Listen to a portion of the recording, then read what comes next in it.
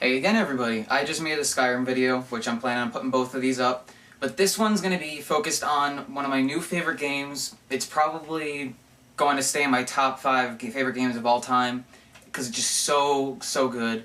It's called Kingdoms of Amal... I can't say this word for the life of me. It's like my aluminum. KOA Reckoning. It's really great. Here's the cover if you haven't seen it yet. This is the only spot in my room where I don't have to hold the camera, so it's kind of bad with lighting, but that's the cover. It's a really great game. Some people, including myself, have said it's like it looks like World of Warcraft. It plays a little like it, not a lot. It plays more like a console RPG rather than a PC RPG. But it's a great game. It has very good graphics. Like I said, it looks a lot like World of Warcraft, but less I guess bulky. Because if you've ever played or seen World of Warcraft, some of the enemies are like straight just circles like this. And there are some enemies in that game, in Amalur, that are very large, like just brutes and stuff, like you can imagine in any RPG. But instead of having like a circle shape like this, it might be like a slightly more realistic looking, like the limbs look realistic, as opposed to other RPGs I've seen. And just like, the overall game, it's great. The only complaint I have, and that I've heard from other people, is the save system. That's really my kind of negativity towards the game. I've talked to people that kind of agree. It's the same drop-down saves menu like Skyrim has. Every character's just meshed together in the same list of saves. And the autosave really only autosaves when you beat a quest or you enter a new area, and then sometimes not even when you enter a new area. So you have to really get into that habit if you don't have one to save every 5 seconds. But it's still great. The only other confusing thing though, the only confusing thing that kind of, it doesn't irritate me, it's just kind of like silly, that I just can't stand, which makes no sense that I said that, but is the opening. The opening is great. It's like a whole bunch of war scenes, and it completely backdrops the whole story of like who's in charge of what everything is. But then at one point it says, but everything changed when you died. And it shows a soldier dying. By no means is that you, because the opening continues on, afterwards. Because normally when they say something like they focus on addressing you in an opening, it goes into your character, masked, like you can't see their face. You can tell it's a guy, but no, this cinematic, it's not a masked face. You can see the face pretty clearly through a helmet. And then it goes on to do something else, and then it gives you the opening, like the introduction to the game. And it kind of just, it throws me through a loop, because it's, like I said, normally things address you start the game, but no, it goes, here's what's happening, here's who's in charge, you over here, and then something else happens, and then it goes into the opening. It's just kind of weird the way they did that. But that's the only thing overall with progression of the story that kind of either doesn't make sense or might bug somebody like it did to me. But overall, like I said, still great. It has a lot of quest types. There's continuous quests, like if anyone's ever played Dead Rising, or not Dead Rising, is it? Well, Dead Rising has some too, I think. Dead Island, and some other RPG element games have like continuous quests, like, oh, go get me such and such amount of this item. Okay, great, thank you for bringing me to it, or bringing it to me, and you get a huge XP boost, because you just did it for the first time, but then the next time you do it, it's just like a base amount of XP every time you bring them one of them, or more than one, but it's multiplied. Has plenty of those that you just pick up from completing side quests. Like, it's not even initially for that, it's like, oh, bring me this anti-venom, I'm poisoned by this. Okay, you bring him the anti-venom. Oh, great, thanks. By the way, could you bring me a refreshing drink every now and then? Like, how the hell do you ask me to bring you a drink after I saved your life? But, still, like, it has those kinds of things, lots of side quests. It's a lot like Skyrim. Every 5 seconds you blink and there's like 3 or 4 explanation points on the map that you can pick up side quests, and even along the road everywhere, again, quests turn into more quests and more quests and more quests. There's factions, a couple factions in the game, that some of them have to do with the main storyline, some of them don't. There's the main story, obviously, and there's multiple main stories, by the way. There's, like, 2 different main characters that just show up everywhere, and one takes you this direction, the other takes you that direction. And eventually they do meet up in the middle for the last scene, like almost all games do when they fork like that, but it takes a long time. It's a very long game.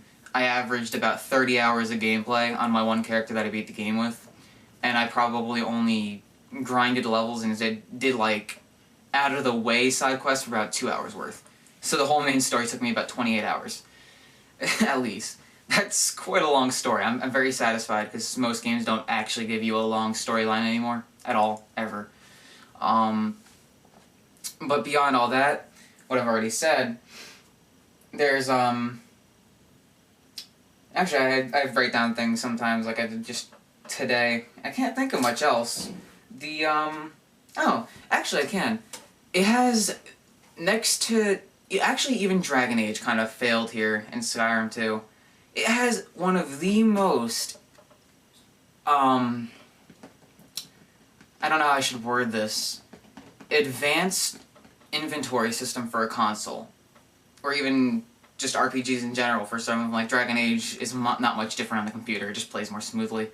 Because there's tons of armor, tons of weapons, but beyond all that, there's also, kind of like if anyone's played Borderlands, the different colors means more rare, more powerful. But then there's also on top of that, items that make a whole set, and it's completely different colored. You don't have to look for the Pioneer armor, the Pioneer boots, you don't have to look for all that. It's already highlighted in yellow. You don't have to bother looking for the same name stuff. It's just right there laid out for you. Then there's like the purple, the green, the blue. As it goes on, it gets more rare. And there's just so much armor. You can make your own. There's so many weapons and you can make your own. You can make your own potions, you can... And this is what I really like. I haven't abused it yet, but I will. How you can enchant certain things. You can actually create your own enchantment gems and then put them in how you see fit. Like, you don't have to... Like with Skyrim, how you can... or not Skyrim, what was it? Oblivion. How you had to find the enchantments to put on things, and then you had to only stick to them and just adjust the power of them. You can actually take that a step further in Reckoning, how you can create your own gems. The only downside to that is not everything, actually I don't want to say very few, probably about only like a fifth of the weapons and armor I found actually have sockets for it, but still, the ones I've come across have like at least 1 armor socket gem and 2 attack sockets. So that means you can put like 2 fire enchantments and an armor booster or whatever, you know. If you played an RPG, it's not even worth explaining to you. But I'm very surprised because not many games, especially on console, will have that much in-depth customization and that much in-depth amount of items. Just the sheer amount of items, and and a lot of them are different too. It's not even just the amount of differences, the amount of quantity of bulk. It's just like almost everything looks different. There's iron, there's steel, etc., etc. And then if it has any kind of specific name to it, it's like it might even be as simple as like a little dent somewhere or curve somewhere, but it looks different. It's signature. Nothing is repeated except the generics. Name brand stuff for that game does not repeat. They took a long time to make this game, I can tell. Or they're just really good. But as far as that, I really don't think there's much else I can say, other than it's one of the few games that I really do highly recommend to people if you're looking to pick up a new RPG, to either pick up Reckoning or Skyrim. Playing through both as much as I have, I would say I would prefer Reckoning first, just because Skyrim you never can... Same with Reckoning, but you can never end playing Skyrim. There's just no end. Amalur, I can see there being points in time where it looks like it might be finished. You might have to search and scour for side quests and all that mumbo-jumbo, but I definitely think Reckoning is a little more worth it because it's more addicting to me. But that's my personal opinion. Like I said in my last video for Skyrim, I'm not gonna start going like subscribe and everything. I just would like you to comment, tell you what I could do other than how the fact that I can't seem to keep focus on the camera. I just keep looking away. Other than that, if there's any comments you can give to give me pointers of what I can do to improve myself, maybe, you know, ideas for segments of things, like I have gameplays, I have this now. I'm not going to ask you to subscribe and like, Jesus, I can't talk this video. I'm not going to ask you to do all that right now. All I would like you to do is, you know, tell your friends if you think I'm interesting enough or you like the way I play games enough. Have them drop comments, and then by the time I get a decent fan, or maybe not fan base, but just viewer base, I'll actually, you know, start being like one of those grimy little YouTube people and go, subscribe to my video, oh my god. Again with that voice, I love that voice.